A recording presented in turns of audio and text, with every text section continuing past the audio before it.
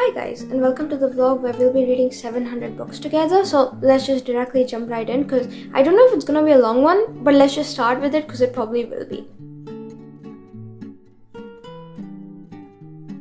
So for context, every time you update your Goodreads, like every time you finish reading a book, it actually gets added to this folder called the red folder, and it shows you how many books you've added total. And at this point, I'm only too shy of 700. So every few months or whatever, every time I'm close to hitting like one of these big marks, I record a video. I've started, I think since last year, I hit the 500 mark with y'all. I did 600 a few months ago.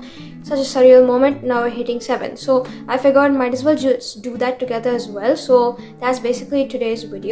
I have gone ahead and started book 1 for it already because I couldn't stop. I couldn't help myself, and so listen, I don't have the patience, and that's why we'll be reading book 698, 99. I'm not really sure, but we'll be reading one of those. At the moment, I believe I'm at 698, so we'll be reading 699 together right now.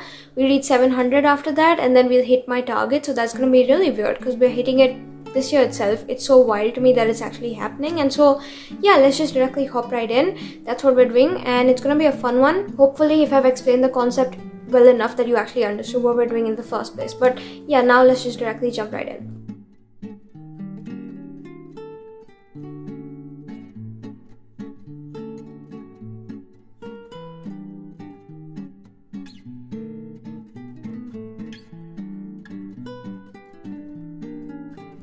So the whole reason why I'm updating right now about my first book itself is because I actually started later in the night, but then I just couldn't stop reading, and now it's the next day and I'm nearly done. So I figured I have to come in and speak about it because there's these harder emotional scenes that are hitting me right now. I'm trying not to cry, and it's gonna be a book that really impacts me for like a long run kind of situation, which is why here I am right now to come and speak about Ghosted. I haven't finished yet, I have to go do that, but basically I've been swapping back and forth between Kindle and then listening to the audiobook, which I have downloaded out because I do have a bunch of work to be finishing. For context, I'm still working on the embroidery thing I need to be doing for college, so I'm actually working on these roses right now as I'm listening, and I'm probably just gonna go continue working and finish it out. But there's one part I read right now, it hit me so hard that I just had to come in and update. This book, for context, if you don't know and if you want a quick premise, it follows this young, I guess you can call him like a troubled actor. He's like the latest obsession of Hollywood, like a heartthrob and everything, except he struggles with fame, he struggles with the media attention, he's struggling with scandals, and more than anything, he struggles with his addiction issues. Now on the other hand, we have this girl. She works as this like assistant manager in a grocery store. Nothing too great. She had expected a lot more out of her life, but at the moment she's like a single mom. She needs to work anyhow to get enough money to raise and support her daughter, so she's trying to make ends meet. And you might wonder how the two of these people are connected because they live such different lives. He's on the top of the world, she's in this obscure place. They don't really have contact, but the one thing that does bind them is their daughter, because back in the day these two had bonded when they were in like prep school over like their love of comics and stuff.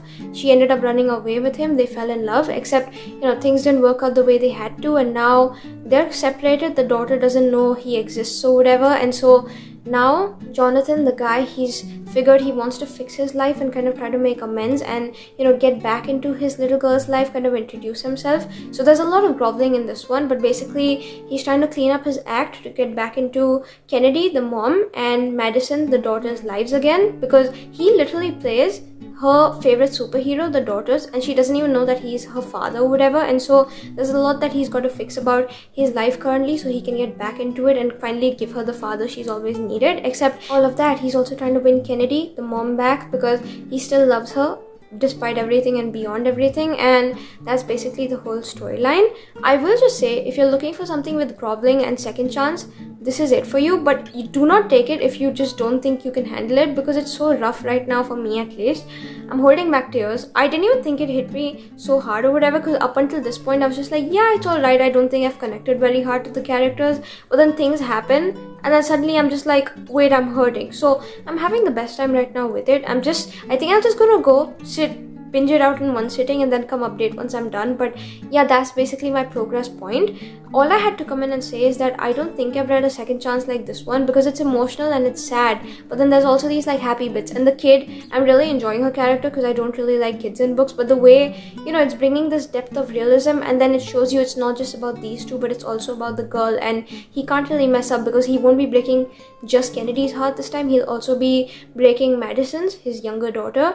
And that's so weird because I don't think I've read like a second chance like this. I don't think I ever will one day down the line, and we all know second chance is my favorite genre. So the way this is truly just shaping things up and making them different for me, I'm obsessed, I'm addicted. I'm really loving the whole arc it's followed right now, at least, because something about the way it's written makes it just so raw and emotional, and I cannot handle it right now, which is why here I am in with my update. There have been a couple really good lines back and forth coming in that have just hit me in the hardest way possible, so I'll try to see if I can include them in the b-roll of this video, because if you haven't already read the book, let that be the point that convinces you to read it, because there's truly nothing like it. And that's all I'm gonna say now. I'm gonna go get back to it. Once I finish, I will come in and give you like final thoughts and updates. But yeah, it's crazy. We're already done with book 1 almost for this video, and I don't know what to say apart from the fact that, listen, we're already off to such a great start, because while I'm not sure if this is going to be 5 stars, it really depends on the ending.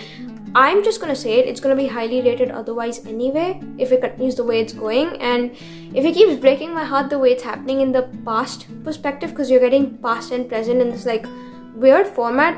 I'll come in and explain later. I'm basically just more interested in trying to go finish it out and see where the story takes me. But yeah, if it continues the way it's going, we're gonna have a next new favorite book of the month for me lined up, and that's so great because I'm clearly out of my slump at this point, and this book is clearly proving that, so that's amazing. I'm gonna go get back to it, and I'll see you guys in a bit. Bye.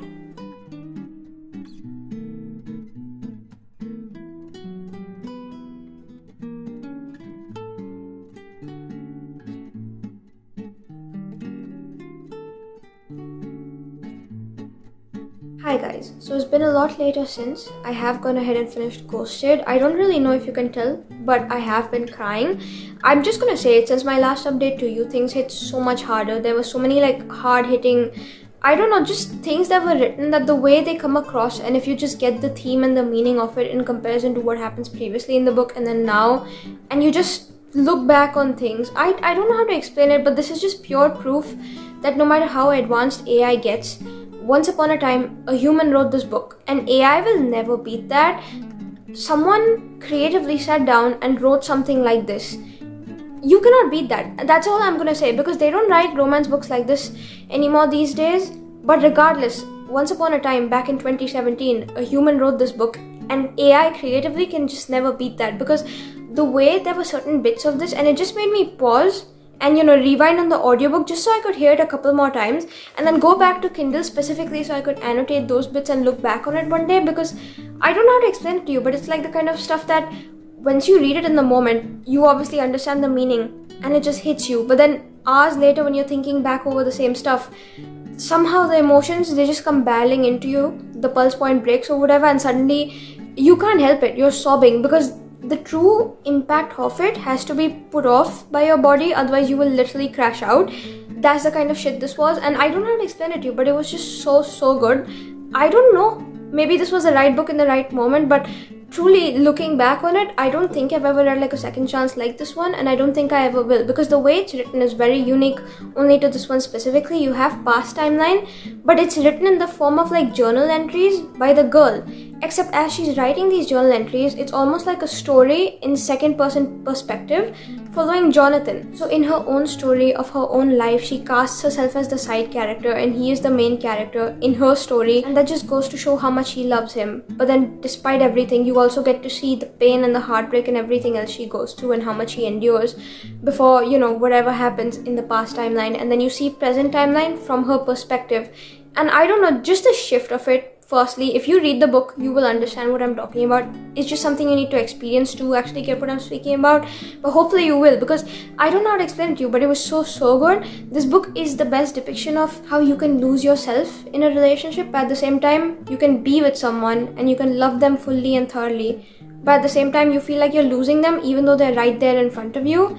And I don't know how to explain it to you, but this book has done it so beautifully. There's so many different like conflicting timelines, and I just don't know how the author was able to layer it on top of each other, because you can clearly see the love between these two people stark from the beginning, but then the way it comes across is so deep and painful and emotional. And I'm just gonna say this was one of the most moving books I've ever read. At the moment, at least, I'm not really sure what I want to rate it, because I cried to it, but at the same time, I'm in my state of crash out at the moment, experiencing a whirlwind of emotions. So I want to take a little bit to actually process it before I give you a rating. But yeah, I'll have my final one on the screen when I'm editing. All I'm going to say is this was such a solid book pick, and maybe I will probably just go ahead and start rereading this like as soon as I know I can get over my emotions, which means in the next like couple weeks or so, because I need to experience that again. I don't think I've ever felt like this again, ever. And I just had this distinct feeling of feeling choked up the entire time I was reading it, because you get to see how even though you love someone, sometimes the timing is not right and they could be the right person, but it's up to circumstance, and it's up to like things in your surroundings that you cannot control. And you could love them however much you can, they'll love you back too, but sometimes it just won't work out because of so many other factors. And if you actually find that kind of love again, I don't know how to explain it to you without crashing out, and I don't want to, so I'm going to cut the update short. But yeah, that's how I felt about this book. Again, truly such a masterpiece looking back, and yeah, I can't wait to go back and reread and then go ahead and break my heart again, because this was everything to me. If you know my favorite songs off of TTPD, they're How Did It End, The Black Dog, and LOML.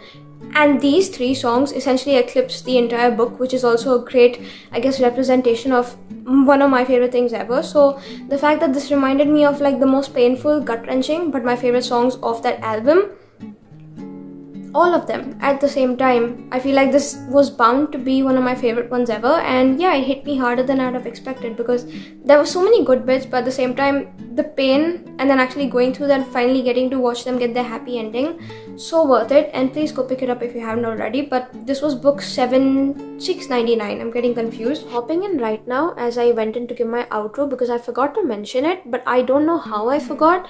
The song Peter also very much reminds me of this book, because that's like literally the main theme anthem or whatever, but I didn't mention it for some reason. So Peter also can be added to the list of devastating songs. But that's it, and I'm gonna go now and you can get back to the video. But Peter, very important, forgot to mention it. Peter, that's all. If you've listened to it, you know what I'm talking about. And now on to book 700, because I figured I want something lighter and something that'll make me happy, because at the moment I'm not. I'm still reeling from everything that happened in this one, because it was like a 450 page slow burn. Now I wanted something easier, and I'm still in the mood for a second chance, so I picked up this one. Again, I started it a couple days ago on Kindle, but I never really got back to it. It's called Picking Daisies on Sundays. The colored cover is so much cuter, but because I have a black and white Kindle, you can't tell, so it'll be on the screen for you to see. But yeah, hopefully this one breaks my shattered heart at the moment, because the way that book made me feel is unmatched. And yeah, I hope you never have to feel stuff like that in the span of one sitting altogether, because it hurts. That's all I'm gonna say. So I'm gonna go continue reading, but that was my update. We'll probably just finish this in a few hours now, because I need to recover from that, and the only way I see myself doing so without actually getting into another slump is by forcing myself to just continue reading and maybe find something better. But I don't think that'll happen. Regardless, here we are. I do have exams going on right now, because I am a college student. It is November, the worst month of the year for a college kid. So I have like a lot of work to catch up on, but I'm in the middle of exam break or whatever. They've given us a week to catch up on other assignments before the rest of them continue. And so I'll still be working on my stuff. I'm still working on this at the moment, and we'll see how it goes. But yeah, this is what I'm doing. We'll probably end up picking this up as an audiobook at some point too and finish that out. But that's my update. See you guys in a bit once I have this done, and hopefully I'll be recovered by then, because I don't know how anything will ever cure me and how I'll ever be able to move on from something like Ghosted, because I'm just feeling a lot at the moment and I need to go process. So I'm gonna go do that and see you guys in a bit. Bye.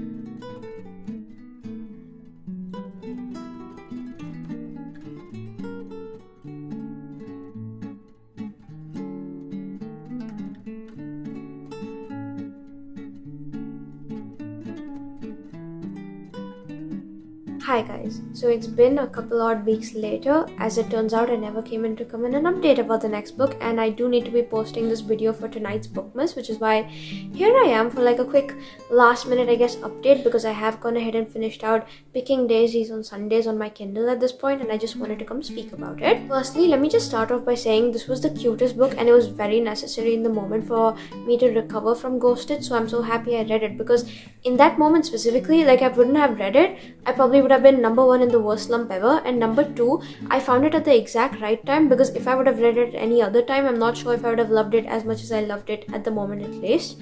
Also, it's got a really cute cover, so that just adds on and helps with everything. Basically, it follows our main girl. She's called Daniela, and she's basically like the quintessential main character of a 2000s rom-com, because she loves romance, she loves the idea of it, she loves watching rom-com movies, she just loves love, and she just wants to find it for herself. Very much a hopeless romantic, but what she doesn't expect is to find that love in her childhood best friend Levi, and so that's a little concerning, because now she's feeling all these like heavy strong emotions for him, and she's just not sure if he reciprocates. And in the middle of everything, now every like interaction between them, every like stolen glance or like touch, she's like psychoanalyzing, to the point where when she finally gets up the courage to go and tell him how she feels, he, as it turns out, does not feel the same way. So she kind of gets rejected and she vows to never see him again, and so that's the end of their friendship. Her heart is broken, she just doesn't know how to move on. Now fast forward to 4 years later into present timeline, because we do get past and present to kind of figure out what went down in the past timeline between the two of them for it to lead up to that, and then now present, why they aren't talking and what comes of it. Basically, they kind of bump into this like crowded New York bar. They get to talking like everything's normal or whatever, pretending that never happened, and in the midst of everything, she kind of just remembers that, hey, this used to be her best friend at one point before everything went down, and she starts missing him and whatnot. And mid-conversation, this thing comes up wherein his ex-girlfriend, her mom, so his ex's mom is actually one of the, I guess, bosses or whatever at the New York Times and stuff, and he needs a job there, even though that's not really what he wants.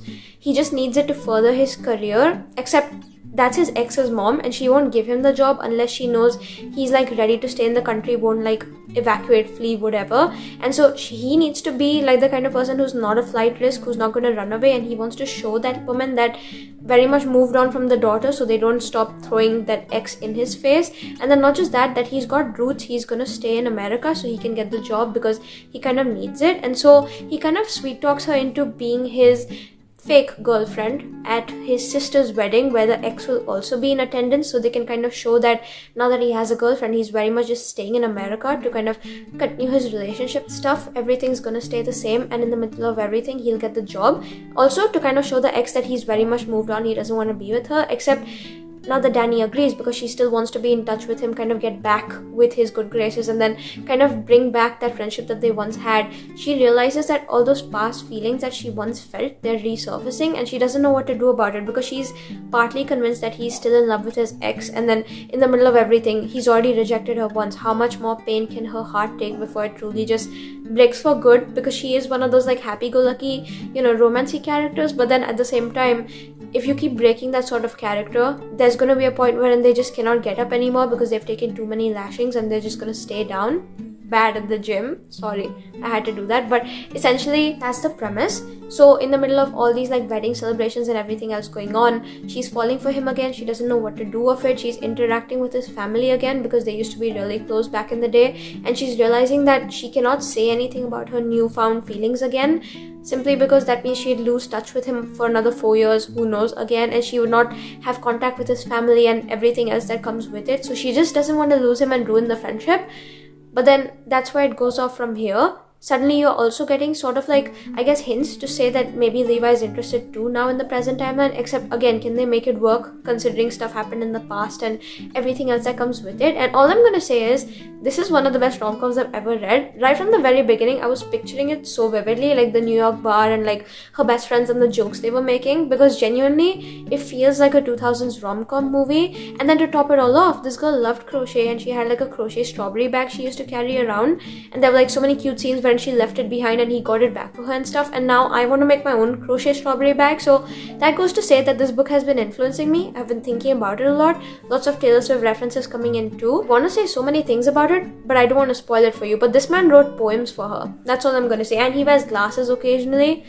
So if you want to read it, please do. If you have to read it, you must. If it's on your TBR, please pick it up. I do believe there's like a little like sequel, couple chapters that have been published in like a Christmas timeline for the two of them. So I definitely have to go back and read it at some point, because genuinely this was one of the best books I've ever read. I had so much fun. I was giggling out loud, spooning. But then there were these like sad, heavy moments that I was also able to relate to, because you also kind of watch her kind of go through her grief, because she lost her dad a few years ago. That's how she and Levi originally connected, because he also lost his dad.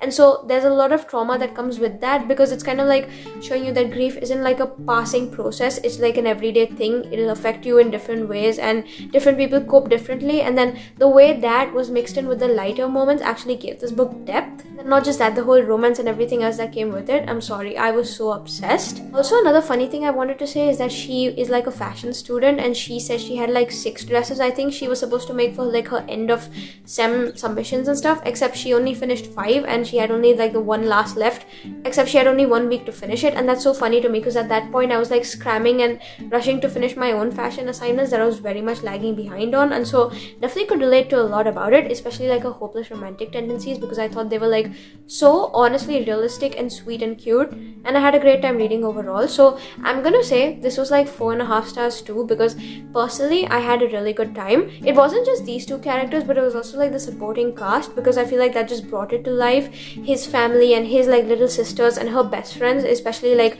Gabe, because they were all so funny. It was such a like a sweet, wholesome, good time. And if you just want like a fun book that will make sure you don't fall into a slump, this is great, because I believe it has no spice as well, and that was fun to read about, especially because through that now you could actually establish an emotional connection before anything. And listen, this is my like favorite romance trope ever, second chance, with like a wedding setting, so it just cannot get better than that. But regardless, here we are. I'm so happy I read this, gave this 4.5 stars, and this was the perfect book to read in the moment, because I didn't fall into a slump thanks to having read this and binged it. So here we are, best time ever. I did go ahead and finish this book, and now we have hit our goal. So I can proudly say that I read, was it 700 books at this point, and that's so perfect. And so now we've reached the end of this mini reading vlog. If you guys had a fun time coming along with me, like, comment, share, subscribe. YouTube things, you know how to do them. And now, since this is a bookmas video, literally just stay tuned for tomorrow, because it's going to become my daily routine for December. And so happy bookmas. I'll see you all tomorrow, but until then,